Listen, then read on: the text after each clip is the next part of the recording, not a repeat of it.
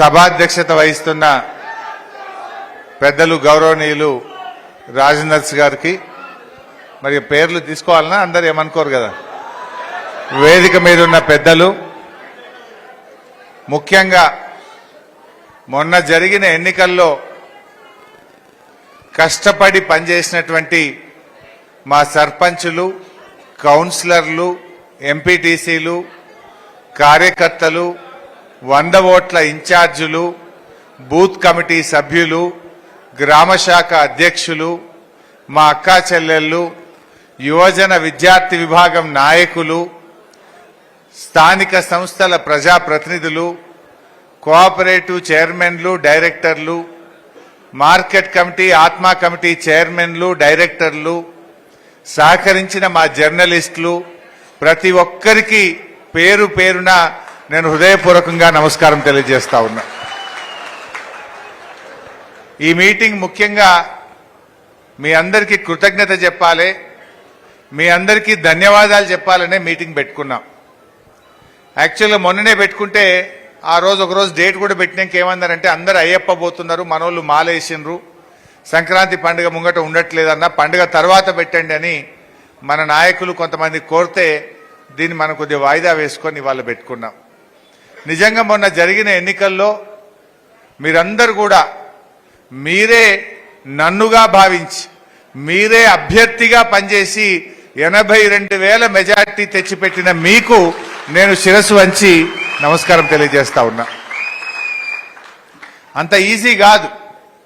మరి ఇన్ని సార్లు చేసినప్పుడు కూడా నేను చాలా గ్రామాల్లోకి రాలేదు, మండలాల్లోకి రాలేదు, పట్టణంలో కూడా అది కూడా కొద్దిగా సేపే మీటింగ్ పెట్టి మళ్ళీ ఇక్కడ నుంచి మనం కొడంగల్ పోయినాం.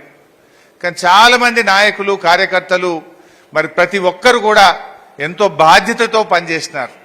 మా బూత్ కమిటీ ఇన్ఛార్జీలు కూడా, అక్కా చెల్లెలు కూడా చాలా బాగా కష్టపడి పనిచేసి ఇంత అద్భుతమైన మెజార్టీ తెచ్చిపెట్టిన మా ముస్లిం మైనార్టీ సోదరులు అందరికీ నా హృదయపూర్వకంగా నేను ధన్యవాదాలు చెప్పాలి, మీకు థ్యాంక్స్ చెప్పాలి అని చెప్పి ఈ సమావేశాన్ని ఏర్పాటు చేసుకున్నాం.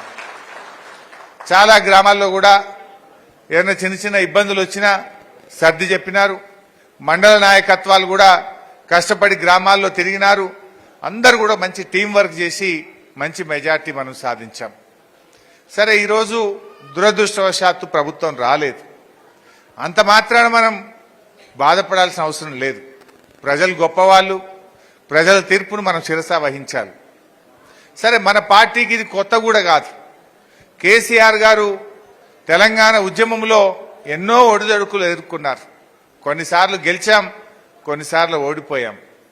2009 ఎన్నికల్లో 10 ఎమ్మెల్యే సీట్లు గెలిచినాం. 9లో బాధపడ్డామా? బాధపడలే.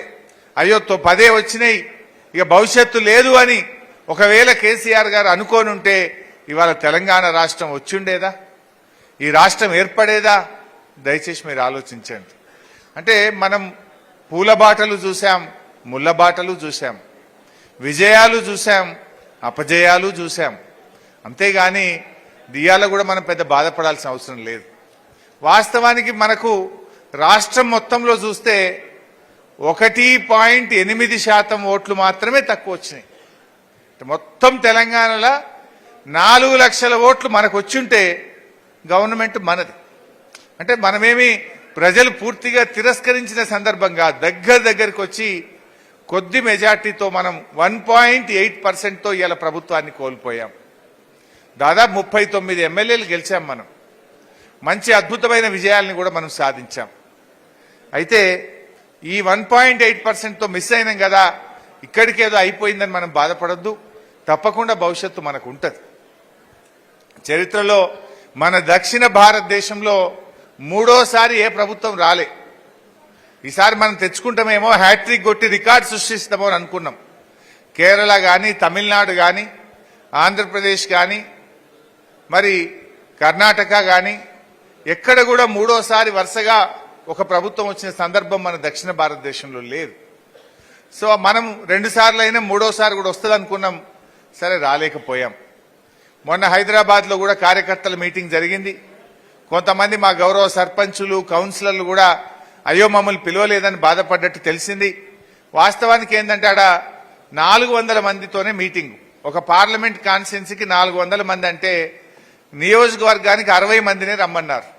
మరి 60 అన్నప్పుడు నా పరిస్థితి ఏంటంటే ఎవరిని కాదని లేనటువంటి పరిస్థితి. కొంతమంది పిలువకుండా వచ్చిండ్రు. ఆ పిలువకుండా వచ్చిన వాళ్ళతో పంచాయతీ వచ్చింది. ఆయన పోయింది నన్ను విలువలేదని మీరు అనుకున్నారు. సో దాంతో ఎవరు కూడా బాధపడొద్దు. అయితే చాలా వివరాలు కూడా మాట్లాడుకున్నాం అక్కడ. చాలా విషయాలు కూడా చెప్పారు. రకరకాల సూచనలు కూడా వచ్చాయి. మనకు ఈ బంధులు కొంత ఇబ్బంది పెట్టిన ఈ దళిత బంధు, బీసీ బంధు మన పార్టీకి నష్టం చేసిందని కొంతమంది కార్యకర్తలు చెప్పారు. హౌసింగ్ ప్రోగ్రామ్ను ఇంకా కొంత ముందు స్టార్ట్ చేసి ఉండే అది దాని విషయంలో కొంత నష్టం జరిగిందని చెప్పారు. ఇంకిట్లా రకరకాల మంచి సూచనలు వచ్చినాయి. మనము పనులు బాగా చేసినాం, అంత ఆన్లైన్ చేసినాం. ఓట్లకు పోయే వరకు నువ్వు ఇచ్చినావా, గవర్నమెంట్ ఇచ్చింది పో అంటారు వాళ్ళు. అది కార్యకర్త యొక్క, ఉద్యమకారుడి యొక్క కొంత గౌరవం పెంచేది ఉండే. 5 లక్షల రైతు బీమా వస్తే చక్కగా పోయి బ్యాంకులో పడ్డది. ఆ ఇచ్చిన పేరు మనది లేదు. వాడు కాంగ్రెస్ ఉత్త దరఖాస్తుకే పెద్ద వాళ్ళు పదవి లేని కార్యకర్తలు కూడా వచ్చి ఆడ నిలబడు పెద్ద సినిమా చూపిస్తున్నారు. మనం 5 లక్షలు చెక్ ఇస్తే కూడా కనీసం చెప్పుకోలేదు. అది చక్కగా పోయి బ్యాంకులో పడు, ఫోన్లు మోగుడు. రైతు బంధు 16,000 కోట్లు ఏడాదికి ఇస్తే అది కార్యకర్తకు తెలియదు, ఎవరికి తెలియదు. సీదా ఆడ కట్టుకొత్తుడు, ఇక్కడ బ్యాంకుల పడు, ఫోన్లు మోగుడు. అంటే మనం చేసింది కూడా కొంత చెప్పుకోలేకపోయినాం. అది కార్యకర్తల ద్వారా జరిగేస్తే అదే కార్యకర్తలు రేపు ఓట్లప్పుడు అన్నా నేను నీకు రైతు బంధు ఇప్పియలేదా, నీకు రైతు బీమా ఇప్పియలేదా, నేను సీఎంఆర్ఎఫ్ ఇప్పియలేదా అని స్వతంత్రంగా మన ప్రభుత్వానికి మేలు చేసేవాళ్ళు. మనం అది చేసుకోలేకపోయినామని కూడా కొంతమంది కార్యకర్తలు చెప్పారు. సరే, మనకేమో కష్టపడి తెచ్చుకున్న తెలంగాణ, పోరాటాలు చేసి తెచ్చుకున్న తెలంగాణ, ప్రజల ఆకాంక్షలు నెరవేర్చాలని తన్లాడి తొందరగా పనుల మీద దృష్టి పెట్టినాం కొద్దిగా. నిజంగా తెలంగాణ రాకముందు కరెంట్ ఏంది, ఇవాళ కరెంట్ ఏంది. తెలంగాణ రాకముందు మంచినీళ్ళేంది, ఇవాళ ఈ రాష్ట్రంలో మంచినీళ్ళేంది. ఆనాడు సాగునీరేంది, ఇవాళ సాగునీరేంది. ఆనాడు పండిన పంటల పరిస్థితి ఏంది, ఇవాళ పండుతున్న పంటల పరిస్థితి ఏంది. ఎన్ని చేసుకున్నాం. కానీ ఏంటంటే అబద్ధాలు ప్రచారం చేసిండ్రు. ఇలా కాంగ్రెస్ పార్టీ తీరెట్లుందంటే ఆనాడు ప్రచారంలో అబద్ధాలు, నేడు పాలనలో అసహనం. ఎవరన్నా అడిగితే ఏం మాట్లాడుతున్నారు కదా. ఆనాడు ప్రచారంలోనేమో అన్ని గోబల్స్ ప్రచారం చేసిండ్రు. ఒక్కటి కాదుగా, ఏది మాట్లాడినా అబద్ధాలే. మొన్న అసెంబ్లీలో ఒకటి పట్టుకున్నా నేను ఉదాహరణకు.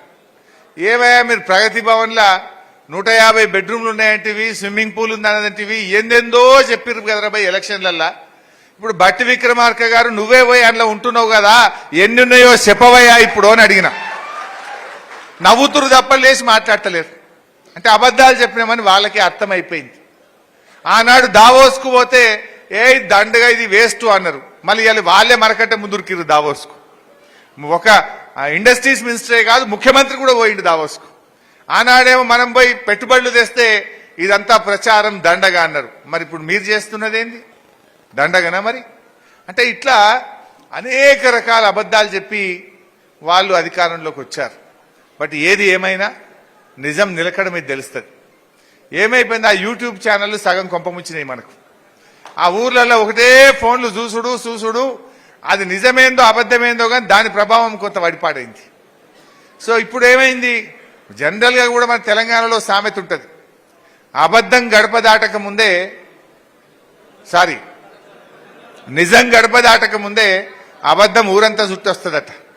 మనం చేసిన మంచి పని మనం చెప్పుకోవడంలో వెనుకబడ్డాం, కానీ అబద్ధాలు మాత్రం ప్రచారంలో దూసుకుపోయినాయి. ఇవాళ అర్థమవుతుంది